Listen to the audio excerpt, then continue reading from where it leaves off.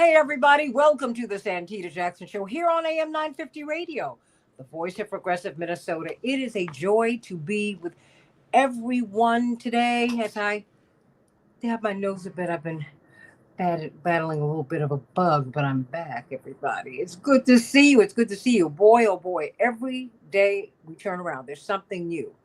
Well, now we are looking at, I don't know what's going on, which is why I have this tremendous group before us today to talk about this, because now we're watching a whole class of workers be removed from government. Mm-hmm. We saw this in 1981 during when all of the air traffic controllers in the United States were fired. Mm-hmm. But this is happening in department after department after department. And people who might be on the verge of retirement, people who might be in the middle of their careers, they are being given buyouts. What does that mean? I mean, regardless of the department, because, the CIA, I kind of agree with President JFK. Oops. Look, I don't like how they do and what they do, but it's more than them. It's a lot of folks, a lot of people who really help the government run. And the tech bros are removing them. Will it be AI? And I mean, and really, should these unelected private citizens who are extremely wealthy, mainly off of government contracts, by the way, should they hold such great sway over our lives? So I want to know what you think. I want you to meet me on Blue Sky, though. More and more of you are doing that. Thank you. Thank you. At santitajackson.bsky.social and at Santita J on X. Yes, I'm still there. Santita Jackson and Friends on Facebook. That's the only place where I can get new friends, everybody. Please go to Santita Jackson and Friends, not to the landing page, to Santita Jackson and Friends, and then meet me over on YouTube. Meet Bernadette and Shalom Robert and Andre and Shadow Star Ace. Robert. Always saying shalom to everybody as you come in. Let's talk about Elon Musk. Let him be really the proper noun. But he really is about the most powerful guy, maybe in the world right now. And you see him not just inserting himself into the American political system and business and government, really. He is doing that all over the world. So what is the end game here? And should in America, because let's be clear, I'm an American. We're Americans here. Should someone in the United States of America, where we decided not to have a king or queen, should a private, unelected official hold such great sway over our lives? Remember, kind of tongue in cheek, but there's truth behind just about every joke. President Trump did say he's the guest who will never leave. He moved into Mar-a-Lago and just wouldn't go. And so, but what is he doing? What are they doing? Attorney Mark Fancher, Attorney Terry O'Neill, uh, both of you brilliant civil libertarians and civil rights lawyers. Of course, she's the president emeritus of the National Organization of Women. You warned us that this was coming, Attorney Terry O'Neill. You said this was coming, that President Trump wasn't coming by himself. But let me go to you, Texas State Representative Jean Wu. And you really, it's not just your seat that concerns you. You are head of the House Democratic Caucus in Texas. So, I mean, I think that you have, and you've also pulled together a coalition of people, and you have to hold them together. And so, I mean, there's a lot that you have to weigh. That's why I'm putting that out there. Talk to me. When you look at, when you see Elon Musk, what do you see? I mean, because now you have these employees who are saying, I don't know if I want the buyout. They have until midnight. Really, they have about 24 hours to do this. And then you have their unions that are now suing. I mean, it is a lot going on. So there's a legal aspect to all of this. Yeah. Texas State Representative Jean Wu, what are we looking for? So this is the fantasy of every libertarian and every like 14-year-old boy who has given like brief thoughts about government, right? They all have this idea that, oh, I could do it better just overnight. And I could cut all this stuff out and we don't need any of these people in the government. And, their fantasy is that once you're an adult, you get over, because then you realize that the life is actually really complicated, and actually a lot of people are needed to make things work and make things happen. That even things that you may not understand what they do, but does not mean that they're magic or they're wasteful or anything else. That these are essential components of life in America. And what you're looking at, what is actually happening, right, is the attempt by the libertarians, by the Nazis, by the Musk people, by whoever you want to label them as, right? These are people who fundamentally do not like the way the country is. They don't like our system of justice. They don't like that we live in a idealistically egalitarian society where people are supposed to be treated equally. They like the idea that they are superior over others. And so they're going to be happy to tear apart a government that does not conform to the way they see life.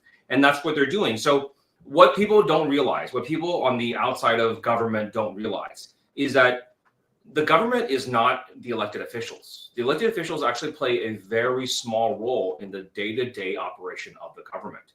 The real operation of the government, the things that keep you safe, the things that makes your life livable, those are done by just bureaucrats, day-to-day, hardworking people who have made public service their career, who work for the state, who work for the county, who work for the federal government. These are people who they might be Democrats, they might be Republicans, they might be independents, they might not even vote at all. But the one thing they have in common is that they give a damn about this country, and they care about what happens to our government, to our society, and whether stuff functions or not. And what they realized in the first Trump administration was that even if you move all the politicians out of the way, the people who are standing in your way of destroying this nation are the civil servants who come in every single day, who put away their D or R or I pins and just say, is what we're doing right for the country? Is this the way that everything's supposed to operate? Am I following the law? Is this what the government that the people elected has demanded we do? Right? And that's what they are. There's this wall. There's this stone wall of people, of civil servants who have sworn a duty to the United States of America, right? And they see it as their obligation and their duty as American citizens and as public employees to defend this country and defend our laws. And when they have somebody who is coming in and ignoring their laws, and they do not care what the statutes say, they do not care what the books say, they simply are doing what they want to do, regardless of what our laws say and regardless of what our leadership says, they understand that they are the last line of defense. They have been sending out signals over and over again, flying upside down flags in federal institutions, sending out like secret messages out on social media, trying to leak things to the press. People are warning you, Americans. You are being warned that your country is being stolen from underneath your feet. Texas State Representative Gene Wu, head of the Democratic Legislative Caucus in Texas. So you see this in a legislature because, Texas is kind of interesting. Yep. It's the great state of Texas, but it's almost like the nation of Texas, right? I mean, there's just a lot going on there. How are we supposed to read this? Because I think that before I pivot to you, Attorney O'Neill and Attorney Fancher, many of us do not know that that the people who make your office run are the people who work in your office, not you. I mean, it's not that you're not doing the work. It's just someone has to answer the phone. Someone has to deal with constituent services. Somebody has to make the phone call when your and that is what the Trump's people, Elon's people, and what Project 2025 realized after the first Trump administration. They realized that the real power in this country are the people and the workers, right? The politicians were just roadblocks in the way. The real power, the real thing that keeps this country in check and keeps everything running the way it's supposed to be run are just everyday people, right? And that's who they're coming after. They're coming after everyday workers because they know that the real muscle behind behind the podium, behind the nicely polished politician, it's the workers. It's the everyday workers who are out there, and that's why they're going after them. Attorney Terry O'Neill, and a story just came out, Representative Wu and Attorney Fancher, that a 25-year-old worker on the Doge team, you've seen this story, Representative Wu, of Elon Musk's, has posted these racist eugenicist posts. So, I mean, they were approached by the Wall Street Journal, which is not a liberal, media outlet. They said, well, did this person post this?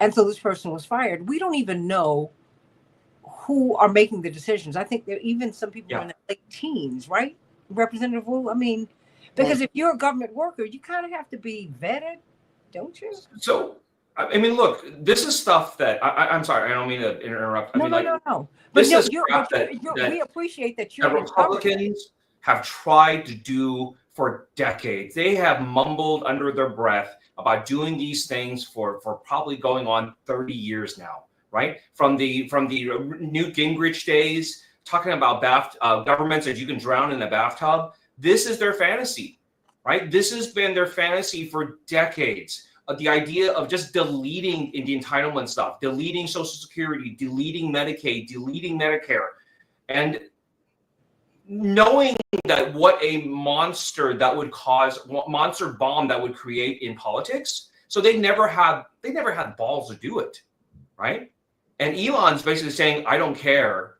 I'm going to dismantle your government, right? This is every libertarian's fantasy. The difference from the past and now is in the past, Democrats were always in the way. Democrats always stood there against this, saying that, hey, government serves everyone, not just Democrats or Republicans. Government serves everyone. And we hurt everyone when we dismantle it. And right now, because of the last election cycle, Democrats have now been pushed out of the way. And you're going to see what Republicans truly want to do when they have absolute power.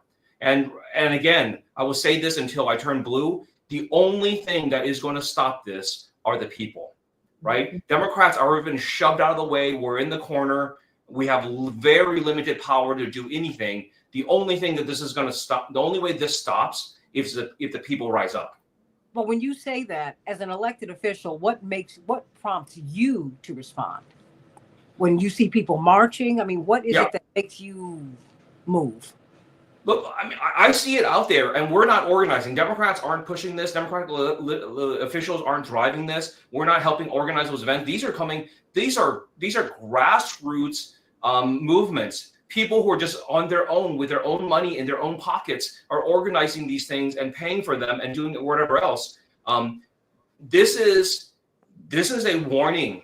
This is a very loud warning to all elected officials about what is happening in this country and how the people feel about it. And whether Republican, Democrat, or Independent, I don't care. If you're missing this message, you are putting yourself in real danger, right? Politically, this is, I think what you're watching is a second American Revolution. Well, and that's a good thing. Shadow Star Ace says, I have friends who have yet to receive their Social Security tax, Jerry. Yeah. Because of the dates that they are distributed. They're worried that they won't receive them at all. So we're seeing the slowdown, right? Already. Right. And you're looking at, I mean, I'm seeing the videos out of Costco, out of HEB, out of any of the other grocery stores. The moment the eggs are out, they're gone, right? The moment they produce other produce, it's gone. I mean, if you, eggs are $10 a box if you can find it. Which is insane. That's insane because, the thing is, the Amish are producing eggs like for $3 a dozen. But when people try to do things independently, you've got, you do have these, I don't know if it's government as much as it is big food, who swoop in on you and tell you that you're not supposed to grow your food, you're not supposed to have chickens, you're not Right. supposed to have any kind of self-sufficiency, and you're supposed to fall prey to the corporate predators. Yeah. That cues it up for you perfectly, Attorney Terry O'Neill. When I say corporate and I say predators, you say, yeah. Yeah, that's right, Santita.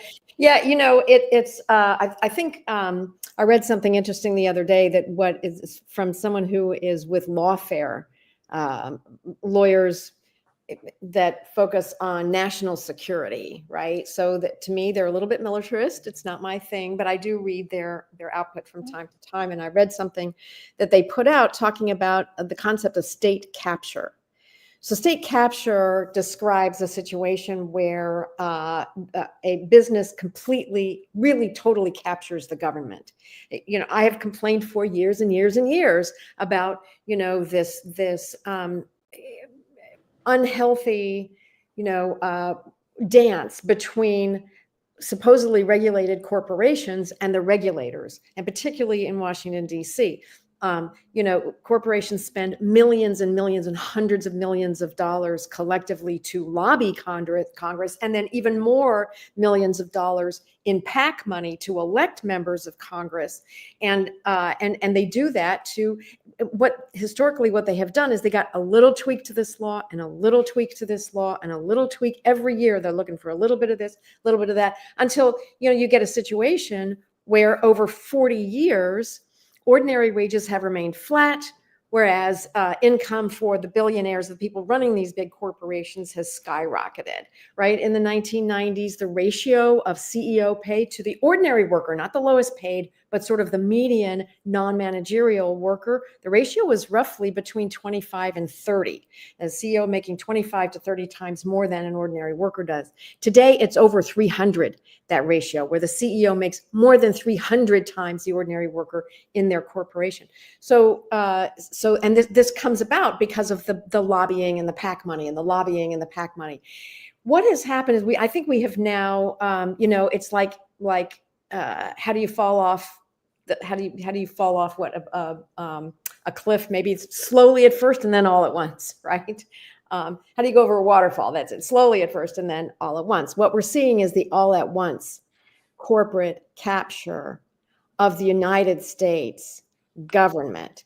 And it's really in just one person, Elon Musk. Now, Elon Musk is doing it with tons of help from people like Donald Trump, from Peter Thiel, from other oligarchs like Mark Zuckerberg and Jeff Bezos, and all of those oligarchs are definitely supporting and helping Musk, but he's very much sort of leading the effort. And his version of capturing the United States government is to get into the he was able to get admin level access to the Treasury's system for making all its payments, for the $6 trillion of payments that the Treasury makes every year. That includes. So what does that mean? Admin access. That means you've got all the that's the top access. That's you can get everywhere. There's no blocks for you. Admin access is you. Not only do you have access to everything, but you can turn off other people's access and you can turn on other people's. You access. are the administrator. Correct. And what I've understood, what I've read, is that actually the Treasury's computer system for making all these payments is so antiquated that even having admin access has not allowed the 20-somethings to actually go in and make changes right away. They're having to sort of fumble through it because they fired the old people in their 60s who actually know how to work this very antiquated system. So it's happening. It's the 20-somethings are going in there. They're going to be seizing all of this information, and this information includes your bank account, your routing number. If you're on Social Security, I get my Social Security checks through direct deposit. So that's my bank account. I pay my taxes through my bank account, through direct payment. And so the IRS, has my bank account. Well, what these young people are doing is going in and getting all that information. And so they'll be able to turn off the money and turn off money for some people and turn on money for other people. That seems to be their intent. They are in court right now. They've been told by a judge to stop that. And what they told the judge was, gosh, gee, Your Honor, we actually don't have admin access. We have read-only access. My understanding is that that's dead false. That in fact, they do have admin access, but they can't quite use it because they don't really understand the system. It's too old. They're not trained in it. So wait. Can I add, like, Yeah. I don't think people fully understand how bad this is, right? So something like this could have always happened. There's literally no laws written against it, right? There's nothing that says that a unelected person by the president's designation can come in and just seize federal equipment. Like, there's no law against it. And so the reason it has never happened before is because all people just decided that's an insane thing to do, right? Even Republicans who wanted to take the system down, like, no, you don't go mess with the payment system. That's why would you do that? You risk damaging the entire infrastructure. You risk, like, people not trusting the system anymore.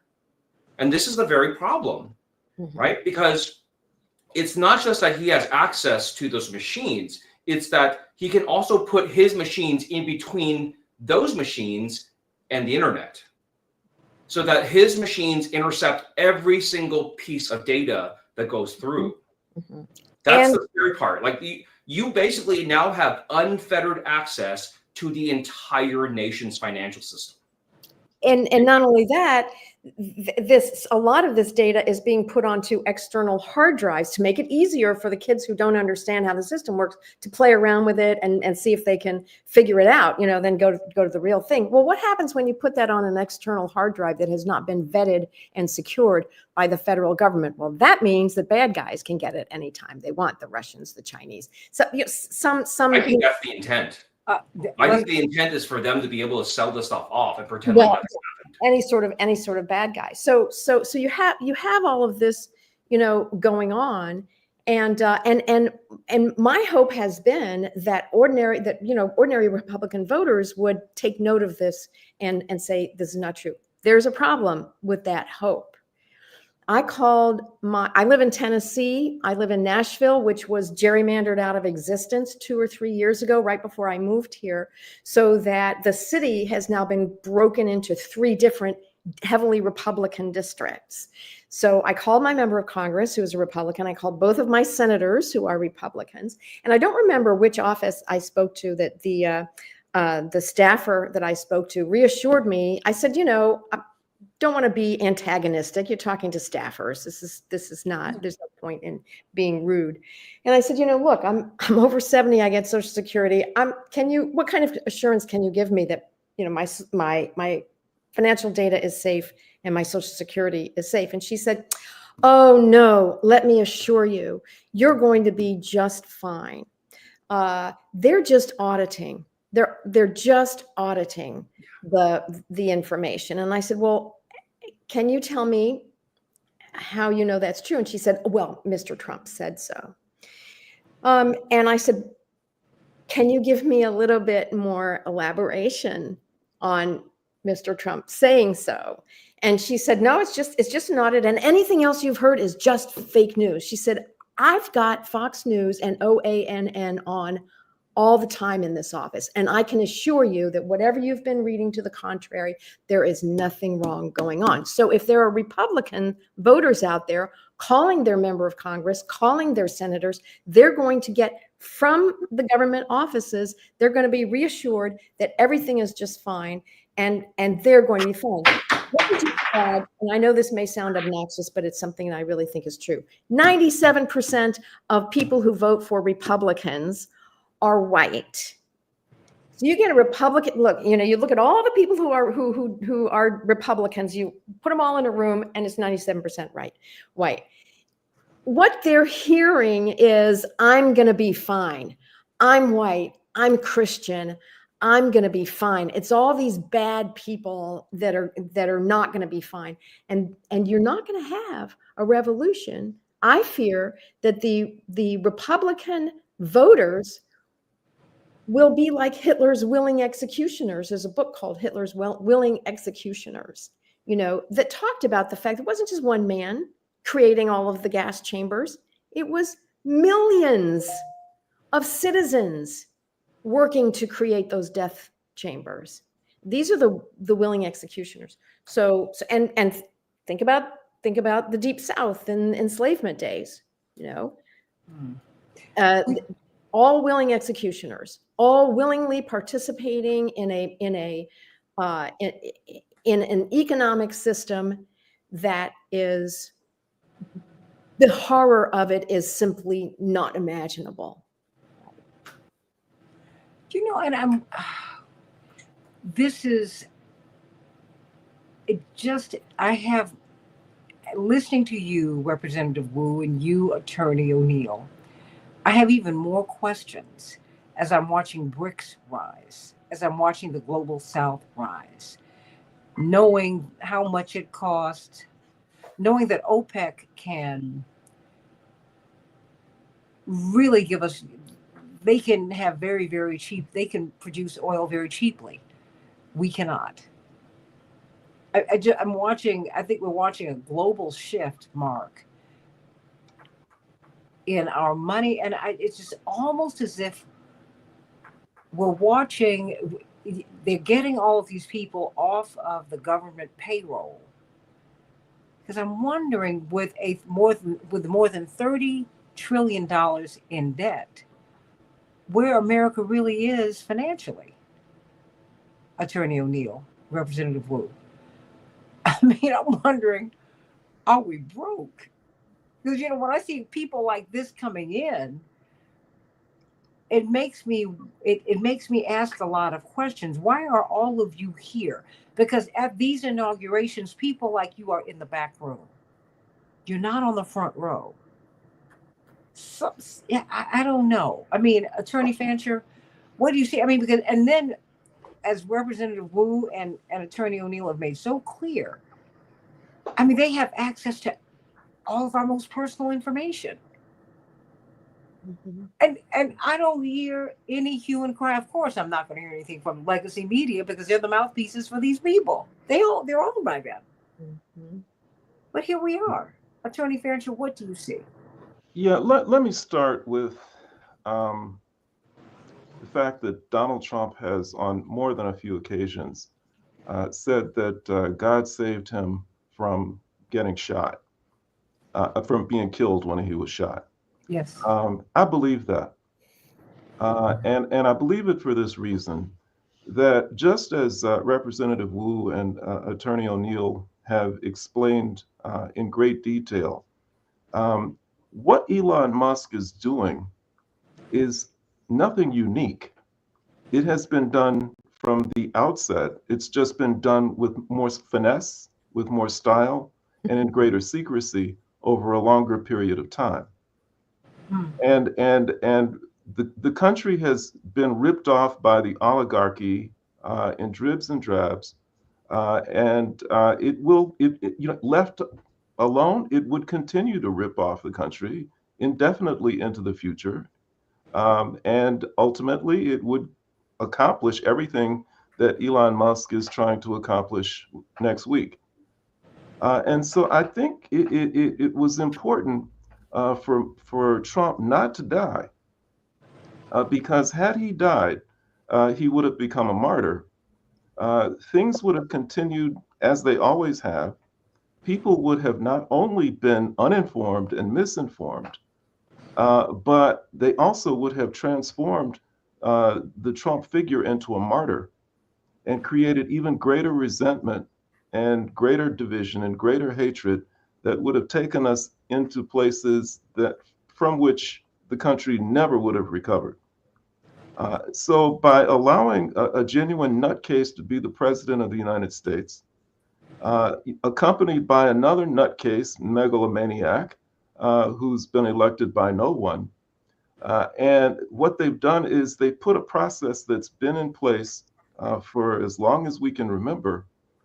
They've accelerated it to the point where it's now on steroids, and it's creating immediate results that are now possible, make it possible for people to get agitated, upset, and to look more closely at things they never would have looked at closely in the past. And so I think as uncomfortable, as disturbing and disorienting and alarming as all of this is in the short term, uh, I think we may ultimately, in the long term, benefit from the fact that people are being awakened. I'll also say this, that I'm not getting personally very upset or concerned about any of this, not only for the reasons that I just said, but also because, to a certain extent, I think a lot of people on some level understood some of this. They certainly knew that Trump was an unstable individual, and they voted for him anyway. And I think that people deserve to get what they voted for. I don't think that they should be able to, uh, really place the country at risk, knowingly place the country at risk. And then when things start to get a little bit uncomfortable, say, oh, oops, I want to be spared the pain. I want to avoid the consequences and the punishment. Please take us back to where we were. I want them to feel some pain. I want them to feel some discomfort. I want them to be punished because that's the way people learn. Even parents understand that when they're raising their children. And so we've got a nation full of people who enjoy uh, white privilege. They've been spoiled by it, and to the extent that they've not actually uh, derived benefits that are supposed to come with white privilege, they've at least had that promise. And when the promise has not been kept, then they felt like they've been cheated, and they've become resentful. And so they've got a lot of growing up to do. They've got a lot of maturing to do. And in the meantime, I think that those of us who are not emotionally invested in all of this and who recognize the possibilities of what this all presents, we need to be thinking more clear, in a more clear-headed kind of a way about where we go. And you mentioned BRICS and the global South and all of those kinds of things. There's a whole world out there of people who are able to see these things much more clearly than the American public, and who are standing ready to join with people who have their heads screwed on right, and who want to begin to create a new reality, not just for the United States of America, but for the world. And I think we need to really start having active engagement with these forces and with these people, and to be in a position to make it clear that notwithstanding what official government policy may be, both domestically and internationally, there are a lot of us who want to go a completely different direction. And we want to be in direct talks with them about how to do that. So that once the Musks of the world and the Trumps of the world have really brought the country crashing to the ground, and people are saying, well, what do we do now? That we've got a plan, we've got an idea about how to rebuild and to make something that is truly consistent with the ideals that the country has always espoused, but which has never really lived by. Yeah.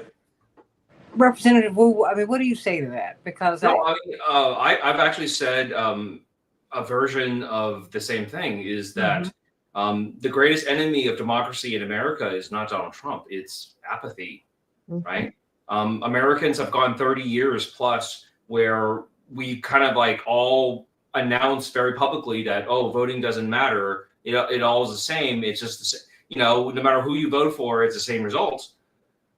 And maybe for a while in the 80s when like Democrats and Republicans are pretty close ideologically, but right now, I mean, it's like not night and day, black and white difference in reality. But the problem is people still feel like, oh, well, I don't have to pay attention because it doesn't affect me, right? Or I can vote for Trump because I think it's funny and whatever happens, it won't affect me.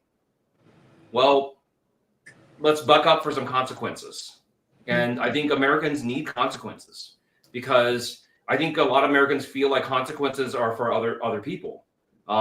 That it matters who other countries vote for, but if America, no matter what we vote for, there will be somebody there. There'll be some adult in the room who will stop them and take the hammer out of their hands if they actually try to break anything, right? And that's the feeling.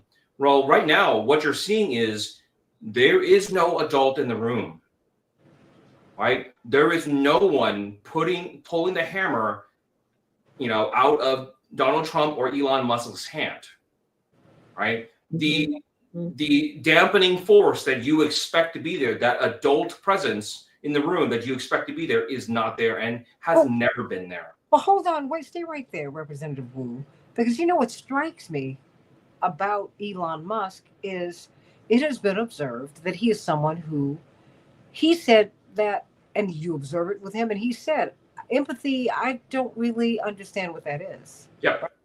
I'm like, whoa. Does it not bother you that someone is missing the empathy chip?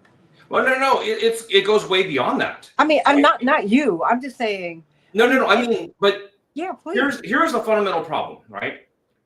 Between all of us, we have a social contract, right? That the idea is we are part of a group of people who have decided to get together and decide not to bludgeon each other's heads open in order that we can all do better, and we contribute money and we pay taxes and we all do stuff that says like, okay, we're a part of this group, we have a social contract together.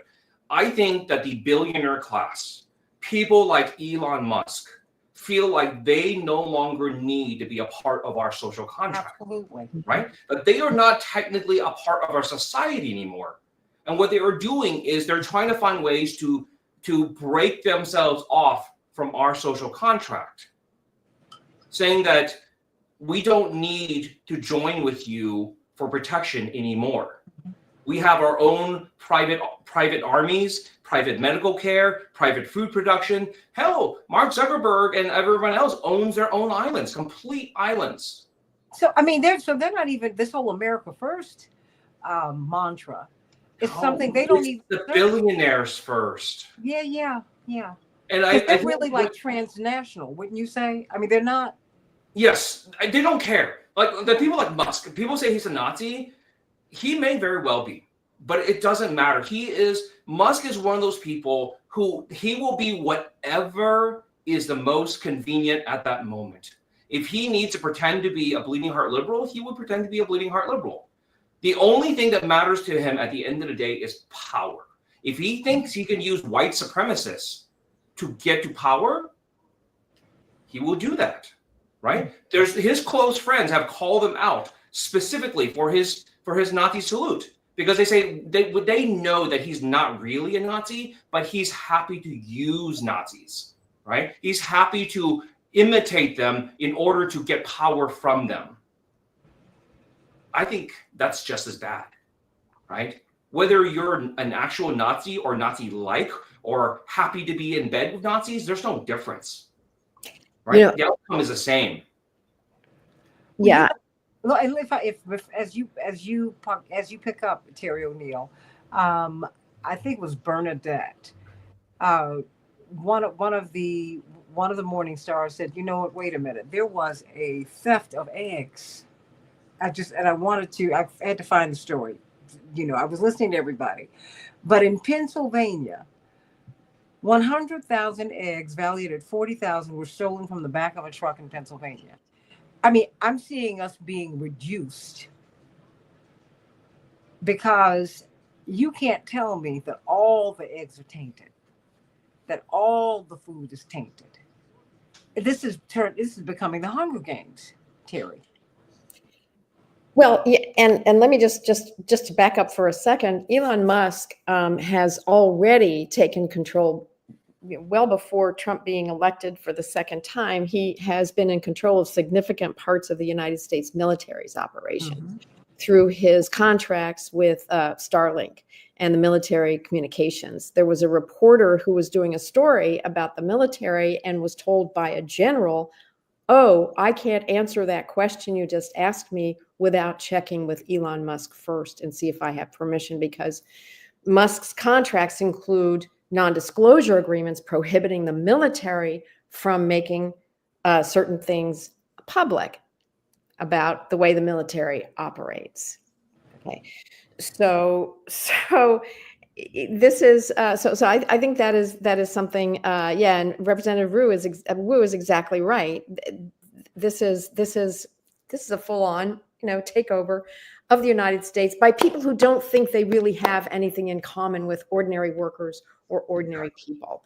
They believe themselves to be completely insulated. So And living in isolation. I mean, to your point, but that's why I mentioned transnationalism, yes, because all nationalism to me is not a bad thing. It's a bad thing when you're excluding people, diminishing people, but taking pride in your country and wanting to, and of course, in all things being fair. And I mean, if we really lived up to, as Dr. King said, I want America to be in reality what it is on paper. I mean, that is, but these people, they don't dwell amongst us. They make money off of us. Correct. Yeah. Can I? they don't dwell amongst us. And as Mark has been saying, the people who have empowered them have claimed for decades that they were on our side. They just didn't have quite enough power to do quite enough things. And it's, how do I put this? When the Democratic legislators in Congress, in the House and in the Senate, decide that voting is very important, voting rights are very important to the people of this country, and they really want, these states that have started demolishing voting rights after the Shelby decision, that the Supreme Court allowed states to start not allowing Black people to vote, not allowing young people to vote, not allowing people with older people or people with disabilities and so forth, making it really hard for people to get to the polls. The Democratic Party decided they would put up they would drop some bills, and they put out the press releases and they made messaging, and we want these bills to be passed. And what did they actually do to get it passed? Almost nothing. When the Supreme Court overruled Roe v. Wade and the Democrats said, oh, women need to have control over their own bodies, we're going to put in these bills. Those bills had been dropped in Congress, every new Congress, for 10 years or more, to protect women's access to reproductive health care. And what did the Democrats do? Did they go to the mat for it? Did they halt the Senate's operations until senators took a serious look at what's going on with women dying from preventable deaths from complications of pregnancy and childbirth? No. When everybody understood that a living wage in this country is well over $15 an hour, in Tennessee, the living wage, if you're a single parent with 2 children, is $84,000 a year. The minimum wage in Tennessee is $7.25 an hour. And the Democrats said, oh, we want to put in a $15 an hour. And did they go to the mat even for that? No. My point is that that these billionaires and oligarchs, right, who are in the process right now capturing the United States government, have been empowered year after year after decade by the very people, the Democratic and some Republican, very occasionally, some Republican politicians who have said they were on the side of ordinary workers. But the Democrats have been on the sides of ordinary workers for decades. You know that the Democrats have the leisure class, the DLC, and I mean, it's just a capture. I'm sorry, Mark, you were saying. I apologize for that. No, that's all right. No, I mean, I think we have to really always understand that there's not a dime's worth of difference between the Democratic and the Republican parties. They're the same party. They're controlled by the same people. And, the only differences have to do with the social issues that the multinational corporations and the billionaires really don't care about. That's the only way that the Democrats can distinguish themselves. But when it comes to construction of empire and the military and the economy and all of those things, both parties are walking lockstep with each other. And with reference to the transnational nature of it, that has been the case. And we personalized it because we see Elon Musk and we see individual billionaires, but multinational corporations have been playing this game for a very long time. And they're very much a part of the oligarchy as well, to the extent that there's an old joke where they say that there was a representative of a major multinational corporation that was trying to negotiate a deal with a country in the global south. And he was bragging that they're based in the United States. And the response was, well, we hate the United States. And he says, well, who do you like? I got lots of flags here. And I think that's basically the way they roll. And, you know, Huey Newton, who was one of the co-founders of the Black Panther Party, was by any measure a genius. But he was such a genius that people thought that he was a nut, because he, back in the 1960s and the 1970s, foresaw all of this. And he broke it down into a theory that people dismissed. He called it intercommunalism. And what he observed is that the people that we've been talking about, the corporations that we've been talking about, are engaged in what he called reactionary intercommunalism, where they have no allegiance to any one landmass or any one country. Their role, their objective and mission is to control the planet. And they come and go wherever they want, and they operate globally. And he said that the only way to resist and to defeat that would be through revolutionary intercommunalism, which is where the real people of the world counter them on a global basis by forming a global community of people who stand for exactly the opposite of what the reactionary element stands for. And I think that at long last, we're at a point where I think people might be able to recognize the genius of his analysis. And we really need to start moving on that in a concrete kind of a way. Well, we need to, because Jeff Bezos said that, you know, Earth will come to a place where, I mean, they're excited about going to Mars. He said, and visiting Earth will be like visiting Disneyland. I said, so what does that mean? We're not going to be here? I don't know. I have about 5 minutes left here. And I'd like to turn the balance of that over to you, Terry, and to you, Representative Wu, because this is a conversation I know we're going to have to revisit over and over and over again, because I think that we have some structural issues in the society that we're going to be forced to address. Yeah, because this is deeper than a personality. And, you know, we look at Elon Musk, and, you know, what would be, thank goodness he's someone that people do not like. Because if we liked him, it would be a very different deal. Yeah. Terry O'Neill, you got a couple of minutes. I just want to say really briefly, I do think there's big differences between the Republican legislators and Democratic legislators. I've dealt with them for most of my career, and I do see enormous differences. It doesn't mean that the Democrats are doing enough, in my personal opinion, right? But there really are genuine differences. I think the main thing is that Democrats generally would agree with the following statement. Capitalism, the way we have been doing capitalism, is not great, and we need to rein it in. We need to control it. We need to regulate it so that it's actually good for the people. And by people, we mean all the people, LGBTQ people, women, men, people of color. You know, we need, and you'll hear Democrats saying we need to make repair for the damage that has been done to indigenous communities through the genocides done by my ancestors and so many others, and to enslaved workers and the descendants of enslaved workers.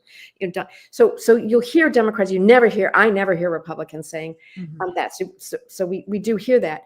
But the problem with the Democrats, in my view, is that there's not enough of them saying that, and that the ones who aren't saying that really are in the thrall of billionaires who fund their elections, unfortunately. Terry, I think it's not the legislators who are the problem, it's the party. It's, the people who run it, the oligarchs who tell 14 million voters, we're going to throw you overboard. I was not crazy about Biden.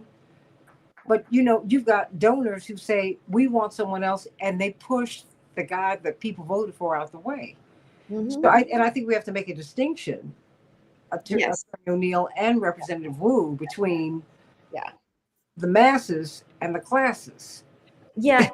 And the other point I wanted to make is, I think the big mistake that Democrats have been making is to think that capitalism can be fixed.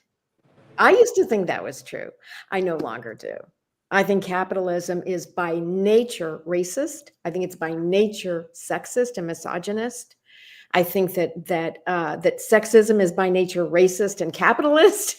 Racism is sexist and capitalist. So I think these three systems cannot exist without one another, and you just can't go and fix capitalism and think you've fixed everything. You've got to actually uproot the racist, patriarchal, capitalist system that we live in and replace it with something that has respect and mutuality and human compassion, right, at its core. And a shared social contract. Yeah. Representative. Right.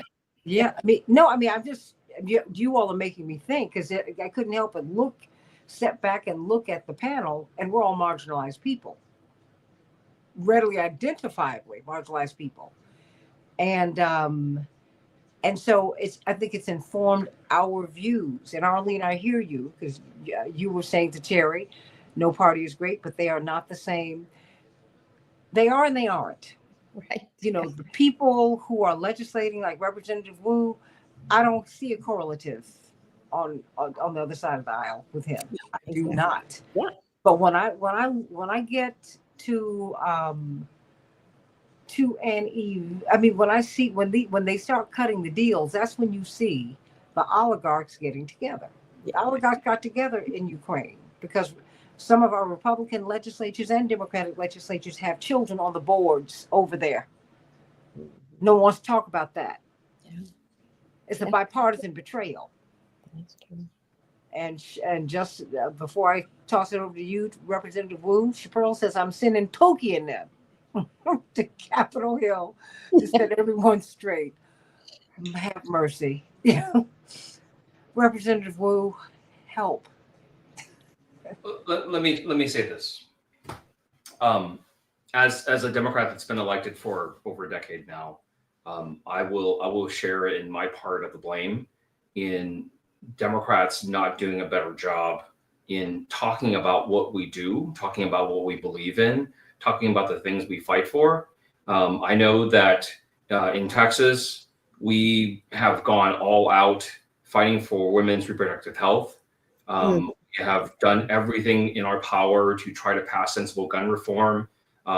We've fought tooth and nail on protecting public education funding. Right now, we're having a big fight on vouchers and other things that will dismantle our public education system, and so on and so forth. And dealing with look, and here's the thing: have Democrats done a good job of talking about our fights, talking about our victories at all, like letting advocates and the public know what we actually stand for and what we do? No, we've done a terrible job, right?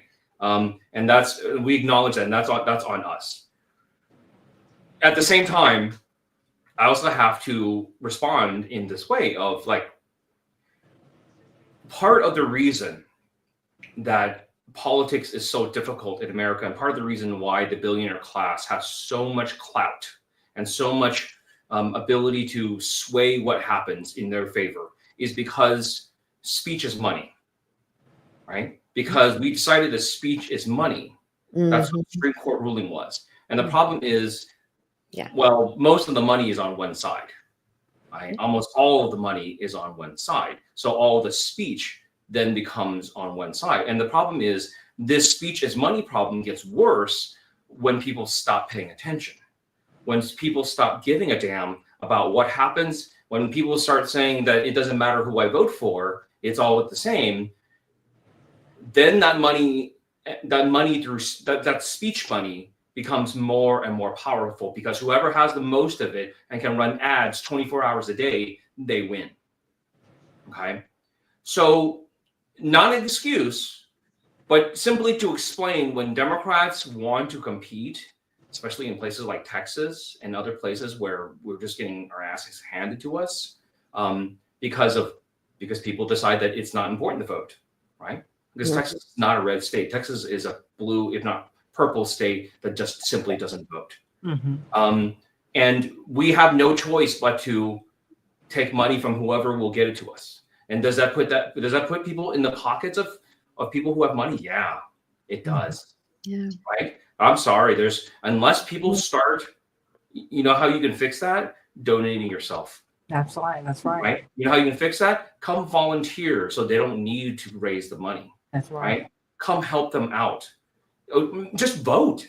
Just go out there and vote. Go talk to your neighbors, your friends. If more people voted and more people paid attention, more people like actually cared about what things were. More people looked up what tariffs were before they voted. Mhm. Right? More people read Project 2025. Yeah. The money wouldn't matter. Yeah. The more people that are out there that are pissed off and are not going to take it anymore, the less that money matters. Right? Yeah. And so right now you see them, you see Twitter, you see Facebook, you see everybody. They're choking the news feeds that are telling everyone that there are protests around, not just around the nation, there are protests around the world. All around the world. People are standing up to the Nazis. That's right. Mhm. Right? And they don't want us to do the same. Mhm. And it is so important to them that we don't put our voices in, because they want to be able to use their money as their voice without any impediment. Yeah. And I can't look. I apologize if Democrats have not done enough to fight. If they have been visible enough, if there are some Democrats who are not fully on board, whatever it is, I apologize for all of it. I blame me. I will take that hit. Blame it on me. But I don't care, because the only thing that matters is, what do we do tomorrow? That's right. Right? And yes, I couldn't agree more. And I love the idea about volunteering. People need to because volunteering, and I happen to lead this voter engagement effort of a small group that I'm engaged with in Tennessee. If people really understood the degree to which the folks who are running things in my state don't want you to vote, they would vote, right? But right now we have of 5.3 million voting age citizens living in Tennessee. Roughly a little over 2 million are either unregistered, that's over like 1.3 million unregistered, and another almost 900,000 registered but vote very, very rarely. So look at that 1.3 unregistered. 500,000 of them not allowed to register because of the felony disenfranchisement rules in Tennessee, and the director of education of elections, who will not recognize your paperwork when you go to reinstate your voting rights after you've served your time. The director of elections, who is a Republican and doesn't want certain types of people to be able to vote, they just won't accept the paperwork and get you registered. It is like pulling hen's teeth to work the process and get that through. So yes, if more people understood how powerful their vote is, that it's so powerful that these guys are doing everything they can to keep you away from the voting booth, and they go into these neighborhoods and shut down the polling place, and they make the polling places really inconvenient to get to with the long lines, and they're not, and the early voting not open on Sunday, open on Saturday, but with irregular hours, so people really can't tell, when can I go to the Bordeaux Library and vote? And it's all the little things that make it so difficult for people to vote. But you're absolutely right, Representative Wu. What we really need to do is get voter engagement, really massively increase citizen engagement, voter engagement, get people to understand what's going on. Santita, can I add just one quick thing? Sure. Please, if you're listening to this, if you're watching this and you care and you are worried about what's going to happen to our country, do something. Get active now. Right? We can't wait to vote in 2 years. What we need to do is get people to act now, right? If we can't vote and change things, then let's at least call the people who are in power and make sure they know. Let's go join a protest, go join a march, make phone calls, sign up with a group to go talk to people, write letters, send emails, whatever it takes. Do them every day as much as you can, right? Whatever the issue is, go and make your voice heard, and go out there and talk to your neighbors, your friends, and your family. Like, you have the wherewithal to listen to this program, but maybe they don't. So maybe they don't know what's going on. Tell them our country is being stolen from under us. Yeah. Right? Yeah. And tell them it belongs to you. I mean, because at the end of the day, Yeah. You're either a citizen or a subject. Yeah. Now, we fought a revolution not to be subjects. That's Now, right. if you're going to be a citizen, you got to get involved. That's exactly right. When we have made history, when we have registered to vote with no money, Mm-hmm. and we have changed America with Yeah. no money because we had our minds made up and we decided in the Jackson campaign, you decided with Bernie Sanders, when you made some real decisions that you wanted to make, that you wanted the world that you dream about, it came to fruition. So I hear you, Ethelene, Miss Ethelene, I hear you. Money always matters, but you know what matters more? You. Mm-hmm. And you need to take the reins and understand that you have the power. That you don't need to blame Representative Wu. No, I'm not gonna let you do that because you're doing everything you can. You don't need to blame Terry O'Neill. What you need to do is take responsibility for yourself. I'm not here to blame and shame. But this country is where it is because we have let things go, because we ceded our power to other people, because we felt that they were more powerful, smarter, could do things better than we could. And it's just not true. Mm-hmm. What they can do better than us is run everything into the ground. Right. Yeah. They have that mastered. So let's stop it, everybody. We're going to continue to have these conversations because you know what? We have to lift each other up so that we can understand that you do matter. And dare I say, keep hope alive. If that's all you've got to hold on to, that's more than enough. Mm-hmm. Get registered to vote Yes. and vote. And find an organization in your area. And Go. organize the people on your block. Exactly. That's Exactly. what they're in your building. Do Mhm. that. Create a tenants union in your apartment building. Do it. But it's always better to work in groups. It's better to develop neighborhood infrastructure, phone trees, get a link tree. There's a lot of things that don't cost a lot of money. We can really keep one another informed about what's going on and what we can do about it. Well, Miss Ethelene, I see you, but I've got to run to my next hour. But you said you are speaking to someone who has sat on the boards of several nonprofits and volunteered for decades. I will continue to blame elected officials for their failures. Hold them responsible, but hold yourself responsible too. Yeah. I mean, I'm hearing you, and I do not speak to you as if I know everything and you know nothing. One thing I do know is that people only know I only know what you tell me you know. I always assume that you know much, much more than you're telling me. So you have a universe of experiences that I respect. I just know this. One thing I do know, because I've seen this up close and personal. Dr. King died with less than $100 in his bank account. Mm. He continues to change the world. Mm-hmm. 60 years after he has been killed. Gandhi had no money. Jesus had no money. The Jackson campaign had no money. What did he say on Saturday Night Live? This was the most cost-efficient campaign in history. It was 99 cents a vote. We had a Kentucky Fried Chicken bucket. We were so poor, we had to jump in the car with the press who had per diem because we didn't have any money. And they used to write about it. They said, this is the craziest, most chaotic campaign we've ever seen. But when we get someplace, 10 and 100,000 people show up. You matter. It was the ideas. Yeah. You matter. When women decided we want the vote, when Black people said, you know what, slavery, this is it. When the Asian community, when Chinese people said, no, I built everything for you. Now you're going to treat me differently. Mm-hmm. When we change our minds about things, our circumstances change. A changed mind changes everything. Everything. The Bible tells you that. So I'm not going to wait for somebody's money. Because if I wait for their money, they own me. I don't need that. And you don't need it either. Mm-hmm.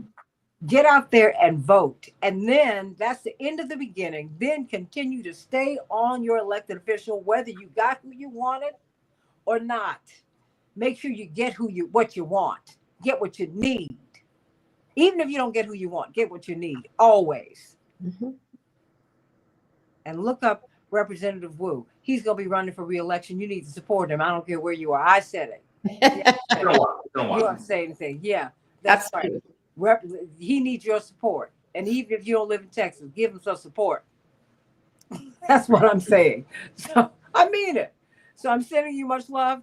We're going to be talking with Colleen Rowley, Time Magazine, one of the persons of the year from 2002. Of course, she was a whistleblower from the FBI who said, "Wait a minute, 9/11 didn't have to happen. A lot of its intelligence was not shared." Well, we're going to be talking about what's happening with the CIA. Trump is trying to do something with them, break it up. A lot of the stuff they've done, I don't mind that, but I really want to know what's really going on. And what about these buyouts? All of it. You know, she's going to give us a scoop. Back with more of the Santita Jackson Show in just a couple of minutes. Texas State Representative Gene Wu, Attorney Terry O'Neill, sending you so much love. Thank you, Mark Fancher. Love you. I'll see you in the next hour. Thanks, Santita. Blessings. AM 950 Radio, Voice of Preston, Minnesota.